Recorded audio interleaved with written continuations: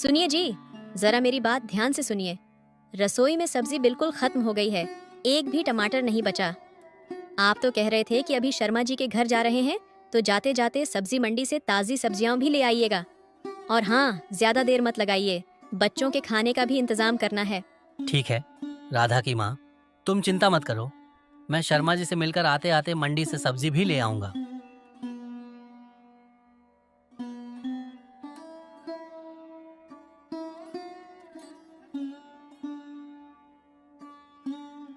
अरे राजेश जी, नमस्ते नमस्ते। आज अचानक मुलाकात हो गई। कैसे हैं आप? नमस्ते गुप्ता जी, बस ठीक ठाक चल रहा है। भगवान की कृपा से सब अच्छा है। आप बताइए, आपके यहाँ सब कैसे हैं? ऊपर वाले की मेहरबानी से सब कुशल मंगल है। और हाँ, आपकी दोनों बेटियां कैसी हैं? पिछली बार मिला था तो काफी छोटी थीं। अब तो मुझे लगता है कि शादी लायक हो गई होंगी। हाँ गुप्ता जी, समय कितनी जल्दी निकल जाता है। दोनों बेटियां अब शादी के योग्य हो गई हैं। राजेश जी, मेरे पास दो अच्छे रिश्ते हैं। लड़के बहुत सलीकेदार और अच्छे परिवार से हैं। अगर आपको कोई आपत्ति न हो तो मैं उनके बारे में विस्तार से बताना चाहूंगा। ये तो अच्छी खबर है गुप्ता जी।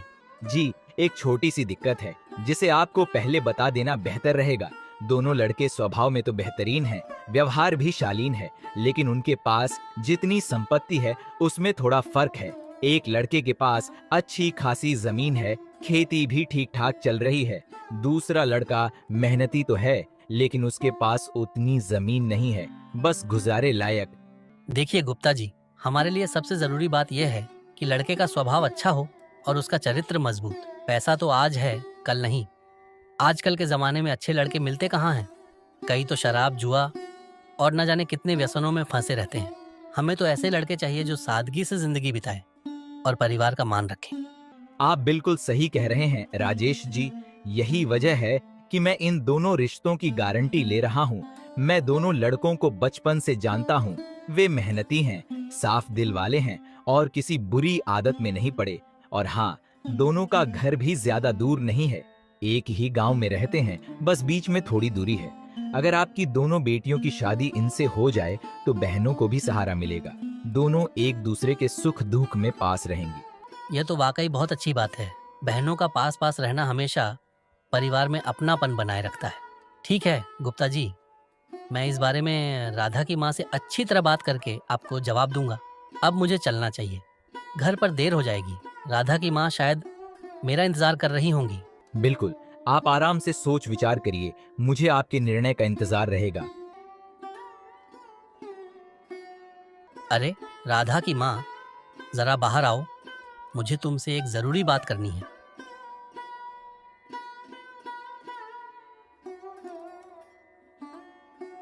क्या हुआ जी? ऐसे क्यों बुला रहे हैं? हमारी दोनों बेटियां कहीं दिखाई नहीं दे रही। जी, वे अपनी सहेली के घर गई हैं। बताइए, ऐसा क्या है जो इतना गंभीर लग रहा है? मंदिर के बगल में रहते हैं ना गुप्ता जी, आज रास्ते में मिले थे। कह रहे थे कि उनके पास हमारी बेटियों के लिए दो बहुत अच्छे रिश्ते हैं, इसलिए सोचा तुमसे सलाह ले लूं। यह तो अच्छी बात है। मैं भी सोच रही थी कि अब हमें उनकी शादी के बारे में विचार करना चाहिए। दोनों लड़कियां अब बड़ी हो गई हैं। हाँ, मैं भी यही सोच रहा था। गुप्ता जी ने कहा कि लड़के स्वभाव में बहुत अच्छे हैं, पर एक बात है जिस पर सोचने की जरूरत है। कैसी बात? सब साफ साफ बताइए। दोनों में से एक लड़के के पास थोड़ी जमीन है, जरूरत लायक। दूसरा उससे ज्यादा जमीन वाला है, उसका घर थोड़ा बड़ा है, पर दोनों ही नेकदिल और मेहनती हैं। आजकल के जमाने में ऐसे सच्चे और साफ सुथरे लड़के मिलना मुश्किल है। बस यही सोच रहा हूँ कि कौन सा रिश्ता किस बेटी के लिए ठीक रहेगा। देखिए, हमारी छोटी बेटी राधा का स्वभाव आप जानते ही हैं। वह जरा आलसी है, काम में मन नहीं लगाती और जल्दी थक जाती है। घर के कामों में उसकी रुचि नहीं है। मुझे लगता है उसके लिए वह अमीर लड़का ठीक रहेगा, ताकि जिंदगी आसान रहे। और हमारी बड़ी बेटी जानकी तो समझदार है, मेहनती है। उसे छोटे या बड़े घर से कोई फर्क नहीं पड़ेगा, वह हर जगह ढल सकती है। उसके लिए वह लड़का ठीक रहेगा जिसके पास जमीन थोड़ी कम है, लेकिन दिल अच्छा है। हाँ, तुम्हारी बात में तर्क है। जानकी के लिए सादगी पसंद, मेहनती लड़का ठीक रहेगा। और राधा के लिए वह जो ज्यादा जमीन वाला है। इस तरह दोनों बहनों की शादी एक ही गांव में हो जाएगी। राधा का घर बड़ा होगा जानकी का थोड़ा छोटा, लेकिन दोनों एक दूसरे के पास रहेंगी। उनके पति खेतों में काम करेंगे और जानकी व राधा घर का काम संभालेंगी। और इसी तरह उन दोनों बहनों की शादी एक ही गांव में हो जाती है। राधा का घर बड़ा होता है, जबकि जानकी का घर थोड़ा छोटा। राधा के पति के पास जानकी के पति से थोड़ी ज्यादा जमीन होती है। दोनों के पति खेत में काम करने के लिए जाते हैं और जानकी और राधा घर का काम संभालती है। राधा स्वभाव से बहुत झगड़ालू थी। वह हर बात पर किसी से भी झगड़ा कर लेती थी।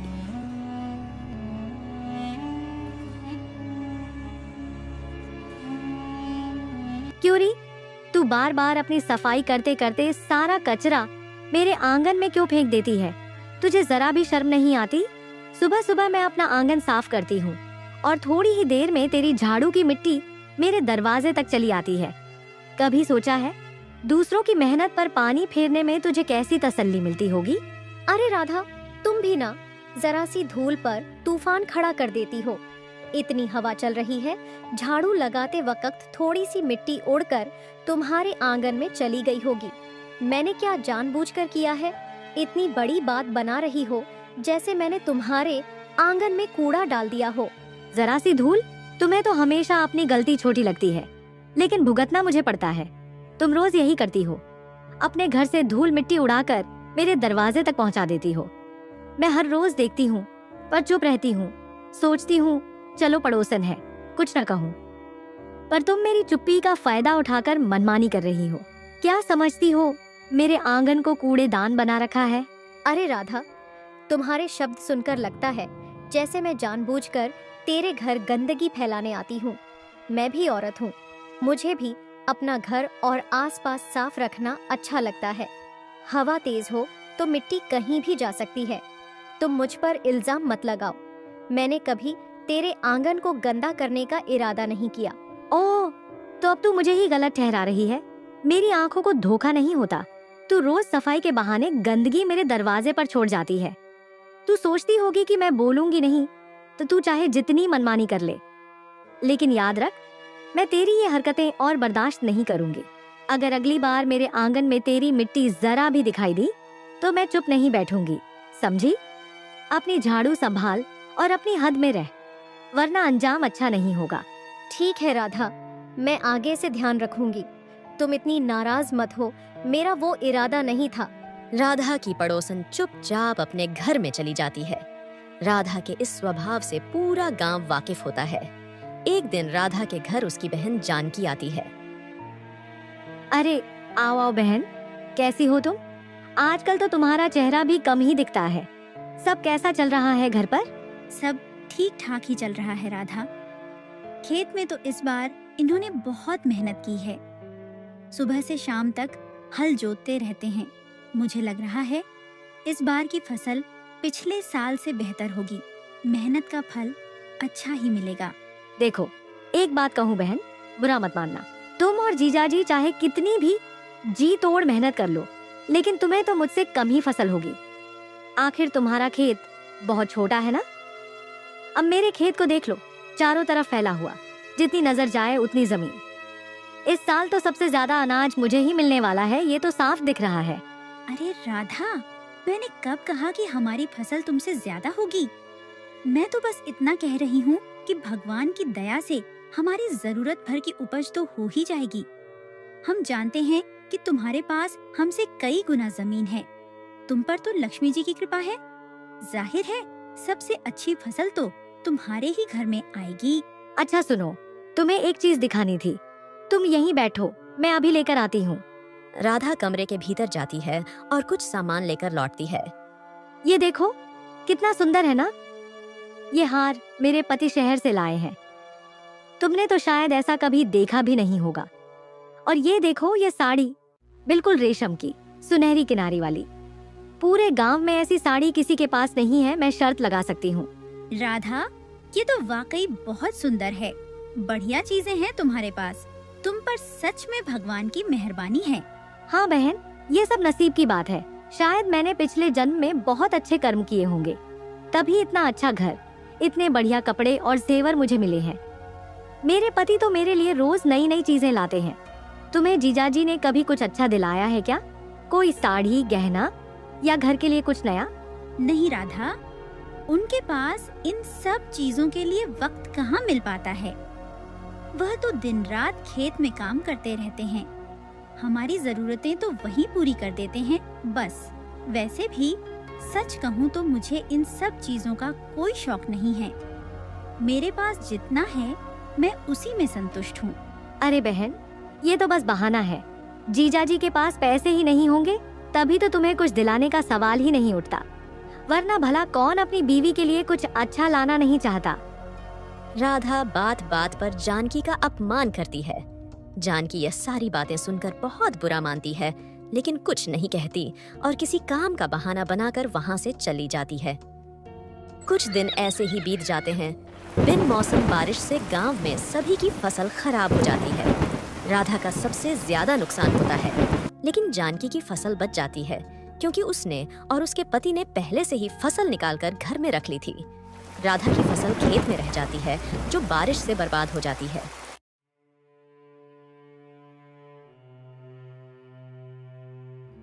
राधा, क्या हुआ? तुम पिछले कुछ दिनों से बहुत परेशान लग रही हो। चेहरा क्यों इतना उतरा हुआ है? बारिश की वजह से फसल को ज्यादा नुकसान हो गया क्या? हाँ, बस वही तो। बरसात ने सब बर्बाद कर दिया। खेत में कितनी मेहनत से फसल खड़ी की थी, सब डूब गई। और तुम तो जले पर नमक छिड़कने आ गई हो। तुम्हें तो अच्छी तरह से पता है कि मेरी फसल कितनी अच्छी थी। तुम्हारी फसल तो बच गई ना, इसलिए तुम इतनी खुश लग रही हो। मन ही मन बहुत खुशी हो रही होगी कि मेरा इतना बड़ा नुकसान हो गया। अरे राधा, ये कैसी बातें कर रही हो तुम? मैं भला ऐसा क्यों सोचूंगी?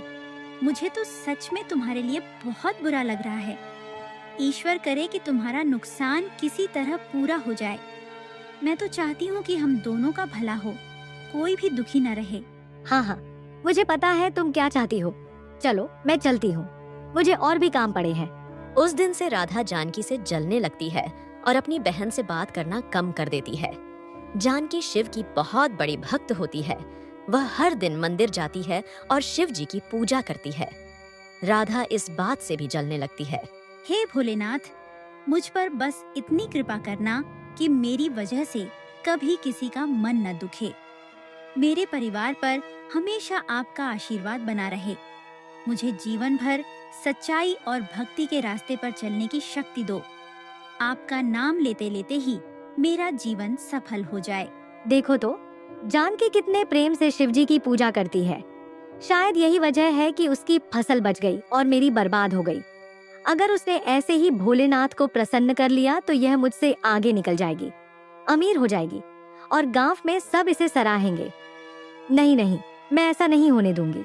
कल से मैं भी शिव मंदिर जाऊंगी। शिव जी को मुझसे ज्यादा कोई प्रसन्न नहीं कर पाएगा।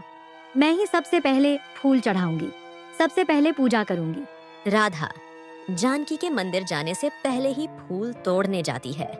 वह खुद अच्छे अच्छे फूल तोड़ लेती है और बाकी के फूल नीचे फेंक देती है ताकि जानकी को मंदिर में चढ़ाने के लिए फूल ना मिले।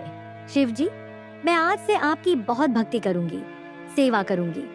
मुझ पर इतनी कृपा करना प्रभु कि मैं इस गांव में सबसे अमीर बन जाऊं। मुझसे आगे कोई जा ही ना पाए। मैं चाहती हूँ कि आपकी कृपा दृष्टि सिर्फ मुझ पर ही रहे। प्रभु, मुझ पर कृपा करना। मैं रोज सवेरे जल्दी आकर सबसे पहले फूल मैं ही चढ़ाऊंगी।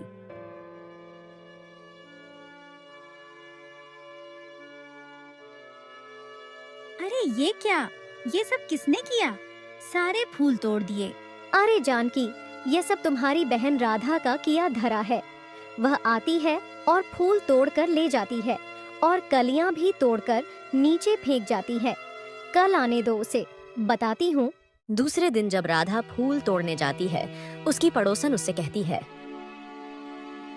अरे री राधा, ये कैसी हरकत है तेरी? क्या तुझे जरा सी भी शर्म नहीं आती? रोज रोज मेरे बगीचे में घुसकर फूल तोड़ ले जाती है।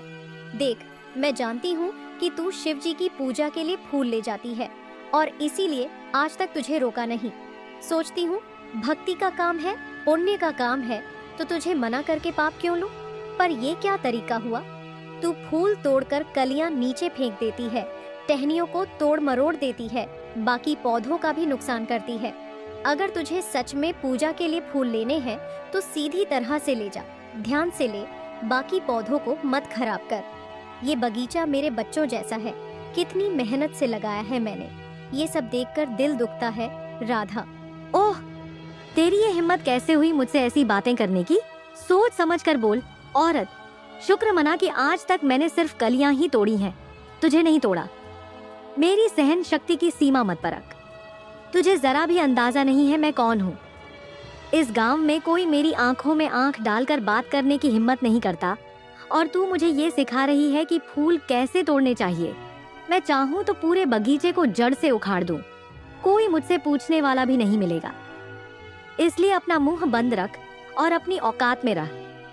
अगर दोबारा ऐसी बातें की तो तेरा मुंह तोड़ने में मुझे जरा भी देर नहीं लगेगी। हाय राम, चोरी ऊपर से सीना जोड़ी। मैं ही तेरे लिए बगीचा खुला छोड़ती हूँ, सोचती हूँ भक्ति का काम कर रही है, और तू उल्टा मुझे ही धमकी दे रही है। तेरी जैसी औरत से बात करना सच में बेकार है। मैंने सोचा था समझाने से तू सुधर जाएगी, पर तुझ में तो जरा भी लाज शर्म नहीं। जा, जितना लेना है ले जा, पर याद रख ये बगीचा मेरा है और मेरी मेहनत की कमाई है। ऐसा नहीं कि तू आकर सब बर्बाद कर दे। अरे, मैं भी तुझे यही तो कह रही हूँ, मुझसे पंगा मत लिया कर। तू जानती ही नहीं कि मैं कौन हूँ। मैं शिवजी की इतनी बड़ी भक्त हूँ कि उनके बिना सांस भी नहीं लेती। शिवजी का आशीर्वाद मेरे सिर पर है, उनकी शक्ति मुझ में है। अगर मैंने उनसे प्रार्थना कर दी कि तुझे सबक सिखाएं, तो तेरी तो दुर्गति हो जाएगी। इसलिए समझदारी इसी में है कि तू मुझे फूल तोड़ने के लिए रोके टोके नहीं। मैं शिवजी को चढ़ाने के लिए ले जाती हूँ, और अगर उन्हें गुस्सा आ गया तो सोच ले क्या होगा तेरे बगीचे का, तेरे घर का। मुझसे भिड़कर अच्छा नहीं होगा औरत, इसलिए आगे से मेरी राह में मत आना। वह औरत वहां से चुपचाप चली जाती है। ऐसे ही कुछ दिन बीत जाते हैं। एक दिन राधा जानकी के घर जाकर कहती है, अरे ओ दीदी, क्या कर रही हो? चलो जल्दी से पानी भरने के लिए जाना है, देरी हो रही है। तुम आती हो या मैं ही चली जाऊं? हाँ राधा, रुक आ रही हूँ। दोनों बहनें तालाब पर पानी भरने के लिए जाती हैं। रास्ते में उन्हें एक बूढ़ा आदमी मिल जाता है। बेटी, मुझे बहुत प्यास लगी है, गला सूख कर कांटा हो गया है। क्या तुम कृपा करके मुझे थोड़ा पानी पिला दोगी? तालाब यहाँ से बहुत दूर है और मेरे बूढ़े पैरों में अब उतनी ताकत नहीं बची कि वहां तक जा सकूं। सूरज भी सिर पर चढ़ा है, धूप बहुत तेज है। जरा सा पानी मिल जाए तो मेरी जान बच जाएगी। क्यों रे बुढ़े, तुझे क्या मैं तेरी नौकरानी दिखाई देती हूँ जो मांगने चला आया है? खुद जाकर तालाब से पानी पी ले। ये पानी मैं बड़ी मेहनत से इतनी दूर तालाब से भरकर लाई हूँ। धूप में मेरा सिर चकरा गया था, तब जाकर यह घड़ा भरा है, और तू बिना सोचे समझे बस मांगने चला आया। मैं क्यों दूं तुझे अपना पानी? बेटी, मेरी उम्र तो देखो, अब मैं पहले जैसा नहीं रहा। मेरी टांगों में जान नहीं बची। इतनी दूर जाकर पानी लाना मेरे बस की बात नहीं है। कई बार कोशिश की, लेकिन आधे रास्ते में ही थक कर बैठ जाता हूँ। बहुत प्यास लगी है, गला सूख गया है। अभी के लिए बस थोड़ा पानी पिला दो, तुम्हारा एहसान रहेगा मुझ पर। बूढ़ा हो गया तो क्या हुआ? तू क्या मुझसे पूछकर बूढ़ा हुआ था? इसमें मैं क्या कर सकती हूँ? हाथ पैर तो अभी सलामत है ना, टूटे तो नहीं है। जरा हिम्मत कर, अपने आप जाकर पानी पी ले। हर बात पर दूसरों पर क्यों निर्भर रहता है? मैं तुझे पानी नहीं दूंगी, समझा? राधा, ये तुम कैसी बातें कर रही हो? तुम्हें उनकी हालत दिख नहीं रही? धूप में उनका चेहरा तपकर लाल हो गया है। उनकी उम्र का भी तो लिहाज करो। वे कहाँ इतनी दूर तालाब तक जाकर पानी ला सकते हैं? अगर तुम्हें पानी नहीं देना तो मत दो, ये तुम्हारा हक का है। लेकिन उनसे ऐसे रूखे ढंग से तो बात मत करो। बाबा जी, आप चिंता मत कीजिए, मैं आपको अपने घड़े का पानी पिलाती हूँ। आप जितना चाहें पी सकते हैं। शुक्रिया बेटी, तुम्हारा दिल कितना बड़ा है। भगवान तुम्हें हमेशा खुश रखे। एक बात और कहनी थी, अगर तुम्हें बुरा न लगे तो क्या तुम मेरा एक छोटा सा काम कर दोगी? पास ही मेरी एक छोटी सी झोपड़ी है, वहां एक खाली मटका रखा है। अगर तुम उसमें पानी भरकर रख दोगी तो मुझे बार बार किसी से पानी मांगने की जरूरत नहीं पड़ेगी। बूढ़ा आदमी हूँ, हर बार मदद मांगने में भी संकोच होता है। देखा तुमने जानकी, मैंने पहले ही कहा था, इन्हें बस उंगली पकड़ाओ, ये पूरा हाथ पकड़ लेते हैं। अभी पानी पिला दिया, अब घड़े में पानी भरने की बात करने लगे। क्या हम इन्हें अपनी नौकरानी दिखाई देते हैं? ऐसे लोग अपनी उम्र का फायदा उठाते हैं ताकि कोई भी काम इनसे करवाया न जाए। मैं इन लोगों को अच्छी तरह जानती हूँ। चल यहाँ से, कोई जरूरत नहीं इसके मटके में पानी भरने की। नहीं राधा, तुम बात को गलत ले रही हो। बाबा ने बस इतना ही तो कहा कि उनका घड़ा भर दो। उन्होंने कोई भारी काम तो नहीं सौंपा। जरा सोचो, अगर तुम उनकी जगह होती और इतनी उम्र में अकेली होती तो तुम्हें कैसा लगता? उनका मन दुखाना सही नहीं है। मैं एक काम करती हूँ, मैं अपने मटके से थोड़ा पानी उनके घड़े में डाल देती हूँ, फिर मैं तालाब से वापस पानी ले आऊंगी। तुझे अपना पानी नहीं देना तो मत दे, ये तेरी मर्जी, लेकिन मुझे मत रोक, मैं उनकी मदद जरूर करूंगी। अच्छा ठीक है, तुझे जो सही लगे वही कर। अब मैं तुझसे बहस नहीं करूंगी क्योंकि तू वैसे भी मेरी बात नहीं मानेगी। गुस्सा मत कर राधा, चल मेरे साथ तो चल, हम दोनों मिलकर उनका घड़ा भर देते हैं, फिर लौटकर हम अपना काम निपटा लेंगे। दोनों बहनें बूढ़े बाबा की झोपड़ी की ओर बढ़ती हैं। वहां पहुंचकर वे देखती हैं कि बाबा के घर में बहुत सारे मटके रखे हुए हैं, कुछ मिट्टी के, कुछ पीतल के, कुछ चांदी के और एक सोने का मटका भी। इतने सारे मटके देखकर राधा और जानकी दंग रह जाती हैं। राधा की नजर सोने के मटके पर टिक जाती है। बाबा बताइए, पानी किस घड़े में डालूं? यहाँ तो एक से बढ़कर एक मटके रखे हुए हैं। बेटी, तुम जिसे चाहो उसमें पानी डाल दो, सब मेरे अपने हैं। तो मैं मिट्टी के घड़े में डाल देती हूँ। मिट्टी का घड़ा है, पानी ठंडा भी रहेगा। बहुत बहुत शुक्रिया बेटी। भगवान तुम्हारे जीवन में सुख और समृद्धि भर दे। बाबा, अगर बुरा न मानो तो एक सवाल पूछूं? तुम्हारे पास इतने सारे मटके क्यों हैं? ये सोने और चांदी के मटके कहाँ से आए? बेटी, मुझे बचपन से ही घड़ों का बहुत शौक रहा है, इसलिए मैंने सालों में तरह तरह के घड़े बनवाए और इकट्ठे किए। और सुनो, इस सोने के घड़े में एक रहस्य छिपा है। जब भी किसी को सच्चे दिल से मदद की जरूरत होती है और उसके पास कुछ नहीं होता, तो मैं ये सोने का घड़ा उसे दे देता हूँ। लेकिन बाबा, अगर कभी मुझे इस घड़े की जरूरत पड़ी तो क्या आप मुझे देंगे? मुझे तो नहीं लगता, क्योंकि मैंने आपको पानी नहीं दिया। आप मुझे यह घड़ा क्यों देंगे? बेटी, तुमने मुझे पानी नहीं दिया, वह तुम्हारा कर्म है। लेकिन अगर तुम्हें सचमुच इस घड़े की जरूरत होगी तो मैं इसे जरूर दूंगा, क्योंकि दूसरों की मदद करना मेरा कर्म है। किसी के बुरे व्यवहार की वजह से मैं अपना कर्तव्य नहीं छोड़ सकता। मगर मुझे नहीं लगता कि तुम्हें इसकी जरूरत पड़ेगी, क्योंकि तुम्हारे पास पहले से घड़ा है। अच्छा बाबा, अब हम चलते हैं। मुझे फिर तालाब में जाकर अपना मटका भी भरना है। चलती हूँ बाबा, भगवान आपका भला करे। दोनों बहनें वहां से घर आ जाती हैं। राधा घर पहुंचते ही सोच में पड़ जाती है। अब क्या करूं? कौन सा ऐसा रास्ता निकालूं कि उस बूढ़े बाबा के पास रखा सोने का घड़ा मेरे हाथ लग जाए? जब से मैंने सुना है कि उसके पास कोई गुप्त खजाना छिपा है, तब से दिमाग में बस वही घूम रहा है। अगर वह घड़ा मुझे मिल गया तो मैं पूरे गांव में सबसे अमीर बन जाऊंगी। कोई मेरे सामने टिक नहीं पाएगा। मुझे किसी भी तरह वह घड़ा निकालना होगा, लेकिन कैसे? सोच राधा, सोच। इससे पहले कि कोई और चालाकी दिखाए और घड़ा ले जाए, मुझे ही कोई तरकीब लगानी पड़ेगी। राधा बहुत सोचती है, फिर उसे एक तरकीब सूझ जाती है। वह दूसरे दिन सुबह जल्दी उठकर जानकी के घर जाती है। अरे दीदी, अभी तक सो रही हो क्या? देखो सूरज कितना ऊपर चढ़ आया है। चलो, हमें तालाब से पानी भरने के लिए जल्दी जाना है। आज मेरे पास और भी ढेरों काम है। देर हुई तो सब गड़बड़ हो जाएगा। अरे राधा, तुम आज कितनी जल्दी आ गई। इतनी सुबह सुबह क्या हड़बड़ी है? थोड़ी देर बाद चलते हैं, अभी तो हवा भी ठंडी है। आज बिल्कुल भी देर नहीं कर सकते।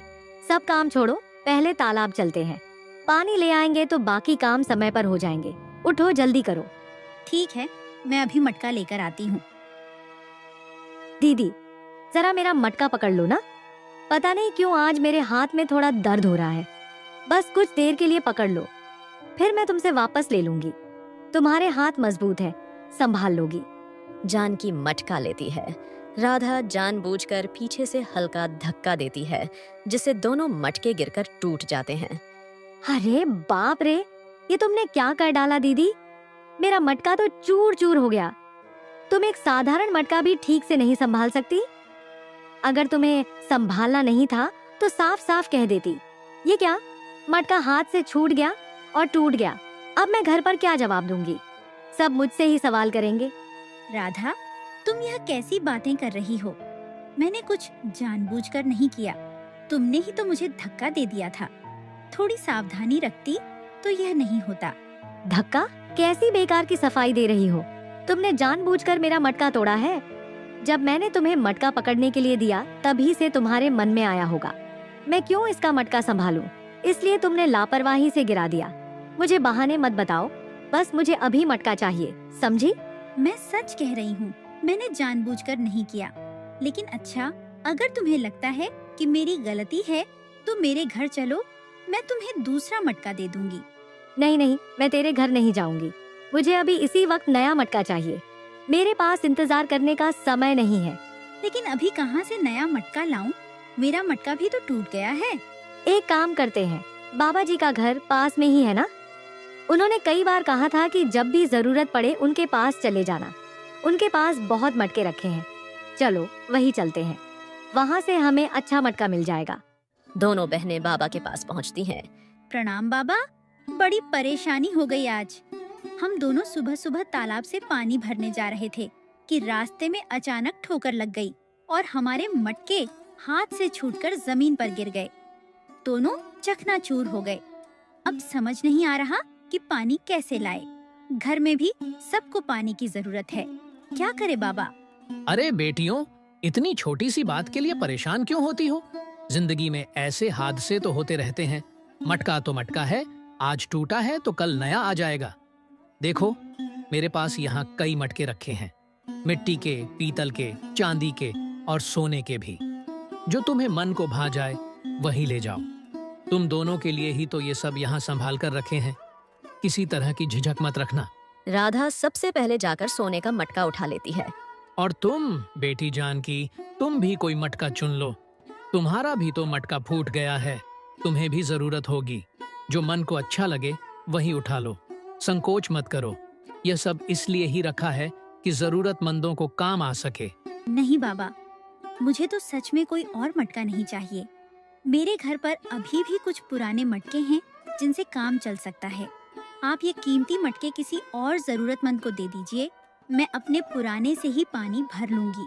बेटी देखो, जरूरत का सामान अगर सामने हो और तुम उसे लेने से हिचको तो वह भी ठीक नहीं। जो चीज सामने रखी है वह तुम्हारे उपयोग के लिए ही है। जीवन में जो अवसर मिलता है उसे विनम्रता से स्वीकार करना चाहिए। तुम यह मत सोचो कि तुम योग्य नहीं हो। तुम्हारा भी उतना ही अधिकार है जितना राधा का। चलो, अब संकोच छोड़ो और कोई अच्छा सा मटका चुन लो। जानकी कुछ पल के लिए सोचती है, फिर धीरे धीरे मिट्टी का साधारण मटका उठाती है। उसके चेहरे पर शांति और संतोष झलकता है। हाय रे दीदी का भोलापन। इतने शानदार मटके पड़े थे, सोने, चांदी, पीतल के, जिनमें से कोई भी राजा रानी के महल में रखा जाए तो शोभा दे। और इन्हें देखो, जाकर मिट्टी का मटका उठा लिया। सच कहूँ, दीदी जितनी नेक है उतनी ही अखदल से गरीब है। कोई इतना सीधा भी होता है क्या? अगर मैं होती तो सोच समझकर कुछ ऐसा चुनती जो लोगों को दिखाने लायक हो। लेकिन दीदी को तो जैसे इन चमक दमक से कोई मतलब ही नहीं। बेटी, तुम्हें पक्का मिट्टी का ही मटका चाहिए? और भी मटके हैं, तुम उनमें से कोई चुन सकती हो। नहीं बाबा, मुझे मटका पानी भरने के लिए चाहिए और उसके लिए मुझे मिट्टी का मटका ही चाहिए। मुझे अन्य किसी मटके की कोई जरूरत नहीं है। मैं यही ले जाना चाहूंगी। अच्छा ठीक है बेटा, जैसी तुम्हारी मर्जी। जानकी को मिट्टी का मटका लेते देखा बाबा मन ही मन बहुत खुश हो जाते हैं। अरे वाह, आज तो सोने का मटका हाथ लग गया है। और उस बाबा ने कहा था कि इसमें गुप्त रूप से धन है। अब तो मैं माला माल हो जाऊंगी। पूरे गांव में सबसे अमीर यही हो जाऊंगी। अब मेरे पास इतना धन होगा जितना पूरे गांव में किसी के पास नहीं होगा। अभी इसमें से सोना निकाल कर देखती हूँ। जैसे ही राधा घड़े को उल्टा करती है, उसमें से सोने की जगह पानी निकलने लगता है। वो भी इतना कि राधा के पूरे घर में पानी पानी हो जाता है। ये क्या? इसका मतलब उस बाबा ने झूठ बोला था कि इसमें गुप्त धन है। इसमें तो पानी है। मेरे घर का क्या हाल हो गया? मैं अच्छी तरह से जानती हूँ उस बूढ़े ने जरूर जानबूझकर ऐसा किया है। अभी उसके पास जाती हूँ। और जब जानकी घड़े को उल्टा करती है तो उसमें से बहुत सारा सोना निकलता है।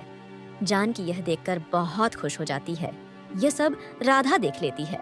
अरे, तेरे घड़े में से सोना निकल रहा है।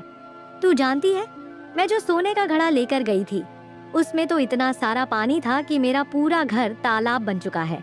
लगता है तूने चालाकी से मिट्टी का घड़ा ले लिया है। दीदी, तू एक काम कर, मेरे सोने का घड़ा ले ले, मुझे मिट्टी का ही घड़ा दे। राधा, तूने तो अपनी मर्जी से सोने का घड़ा चुना था। अब इसमें मेरी क्या गलती है जो तू मुझसे मेरा मिट्टी का घड़ा मांग रही है? यह घड़ा मेरा है। तूने जो चुना था तुझे वही मिला है। देख दीदी, मुझसे जुबान मत लड़ा। तू मुझे अच्छी तरह से जानती है। अगर तूने मुझे यह घड़ा नहीं दिया तो मैं जिंदगी भर तुझसे कभी बात नहीं करूंगी। फिर तू समझ लेना कि तेरी कोई छोटी बहन नहीं है। तेरा और मेरा रिश्ता खत्म। अब सोच ले, तुझे यह घड़ा चाहिए या बहन? राधा, तू अच्छी तरह से जानती है कि बचपन से ही मुझे धन की कोई लालसा नहीं है। मैंने धन का कभी कोई लालच नहीं किया। मुझे कम में भी सुखी रहना आता है। ठीक है, तू मेरा घड़ा ले ले। ये हुई ना बात, बहन हो तो तेरे जैसी। राधा खुश होकर घड़े को अपने घर लेकर जाती है और जब वह घड़े को उल्टा करती है तो उसमें से भी पानी ही निकलता है। अरे, ये है क्या? इस घड़े में से भी पानी निकल रहा है जबकि यह खाली था। ये कैसे हो सकता है? जब दीदी ने इसे उल्टा किया था उसमें से सोना निकल रहा था और जैसे ही मैं इसे अपने घर पर लेकर आई इसमें से भी पानी निकलने लगा। राधा फिर से जानकी के घर जाती है। अरे दीदी, इसमें से भी पानी ही निकल रहा है। ये ले अपना मिट्टी का घड़ा तेरे पास ही रख और एक काम कर, मेरे साथ चल। जरूर वह बाबा कोई मायावी है। वह जरूर मुझसे बदला ले रहा है। तू चल मेरे साथ। अभी उस बूढ़े को सबक सिखाती हूँ। राधा गुस्से में बाबा के पास जाती है।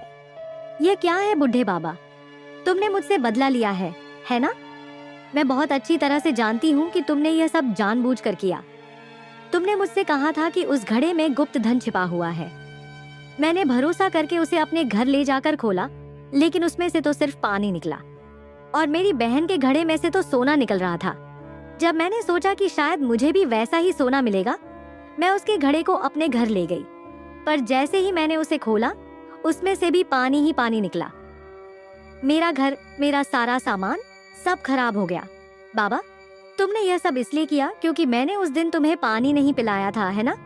अगर तुम्हें मुझे धन देना ही नहीं था तो झूठ क्यों बोला? मेरी उम्मीदों के साथ ऐसा खिलवाड़ क्यों किया? बेटी, तुम जो सोच रही हो वैसा कुछ नहीं है।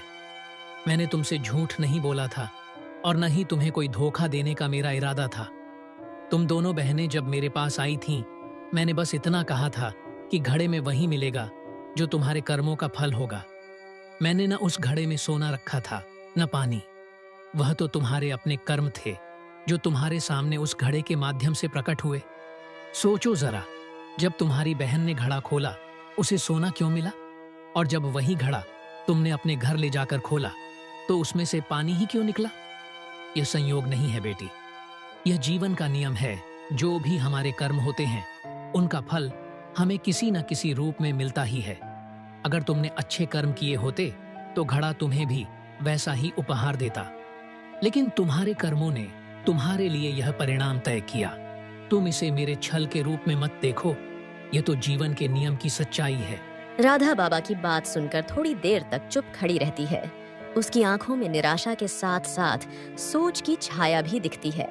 हे भगवान, हे शिव शंकर, मैंने तेरी कितनी पूजा की, व्रत रखे, भजन गाए, फिर भी मुझे यह फल मिला। यह तो अन्याय है। मैंने हर दिन दीप जलाए, हर पर्व पर तेरा नाम लिया, फिर भी ऐसा परिणाम क्यों? बेटी, भगवान की पूजा करना अच्छी बात है, लेकिन केवल पूजा करने से जीवन नहीं बदलता। पूजा से मन को शांति मिलती है, आत्मा को दिशा मिलती है, परंतु सच्चे फल पाने के लिए अच्छे कर्म करना भी उतना ही आवश्यक है। अगर कोई व्यक्ति पूजा तो करता है, लेकिन उसके विचार, उसके शब्द, उसके कर्म दूसरों के लिए अच्छे नहीं हैं, तो पूजा का प्रभाव अधूरा रह जाता है। याद रखो, पूजा और कर्म दोनों का मेल ही जीवन को सार्थक बनाता है। तुम्हारी बहन ने भी भगवान की पूजा की, लेकिन उसने अपने व्यवहार से, अपने कर्मों से भी लोगों के मन जीते। उसने सच्चाई, ईमानदारी और सेवा का मार्ग चुना। इसी कारण उसे घड़े से सोने के रूप में उसका फल मिला। तुमने भी पूजा की, लेकिन अगर तुम्हारे कर्मों में ईर्ष्या, क्रोध या स्वार्थ रहा हो तो वह परिणाम पर असर डालेगा।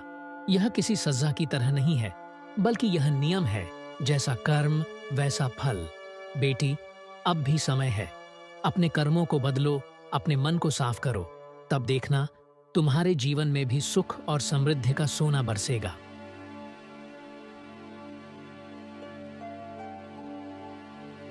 वह बूढ़े बाबा कोई और नहीं, साक्षात भोलेनाथ ही थे। इस कहानी की सीख, जैसा हमारा कर्म होता है वैसा ही फल हमें मिलता है। पूजा पाठ तभी सार्थक है जब व्यवहार, वाणी और सोच भी नेक हो। लोभ, ईर्ष्या, झूठ और अभद्रता से केवल नुकसान होता है, जबकि सच्चाई, मदद और विनम्रता अंततः सुख और सम्मान दिलाते हैं। अगर कहानी अच्छी लगी हो तो वीडियो को लाइक और चैनल को सब्सक्राइब करके एक प्यारा सा कमेंट जरूर कीजिएगा।